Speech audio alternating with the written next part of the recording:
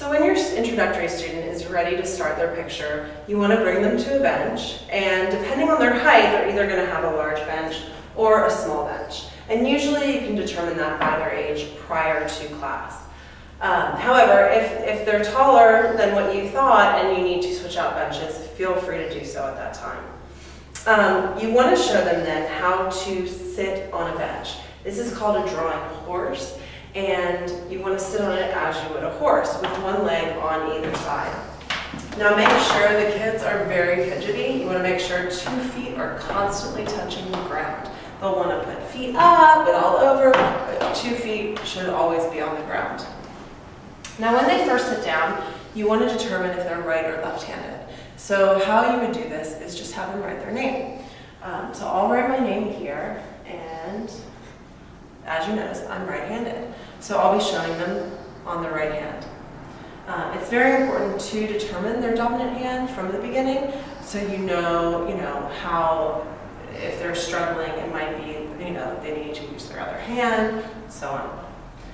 Once you start, you want to show them what the violin grip is. A lot of students have a very difficult time with the violin grip. However, it really makes a difference in their work and actually helps their fine motor control. So what the violin grip is you want to grasp the pencil with all 4 fingertips and your thumb.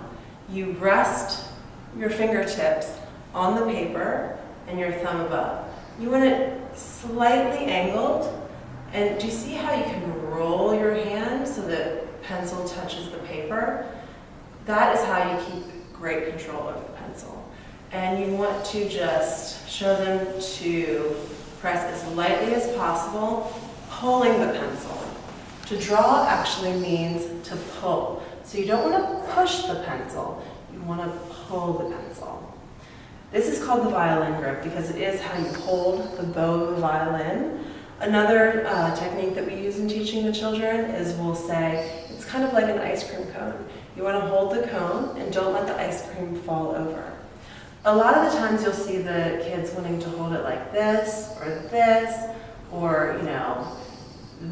they'll do. Just simply guide their hand, back to the violin grip and just rest their knuckles on the paper. Then what you want to have them do is draw simple shapes. I'll say, can you draw me a circle, a square, a triangle? And this will get them used to kind of having their hand glide across the paper. It does take students a very long time to grasp this concept, so you just want to keep, reintroducing it if you ever see them slipping back, to the old style. Once you feel they have, a slight grasp of that, you can go ahead and have them draw a very dark line and a very, very light line.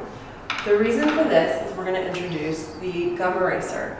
The gum eraser, or kneaded eraser, is a great tool because it doesn't leave all those streaky eraser marks, and it's just a soft eraser. And what you want to have them do is erase both of those lines.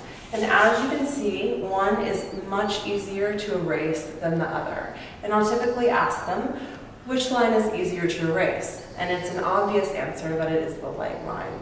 And so you want to explain that in drawing, you're going to make mistakes. Every artist makes mistakes.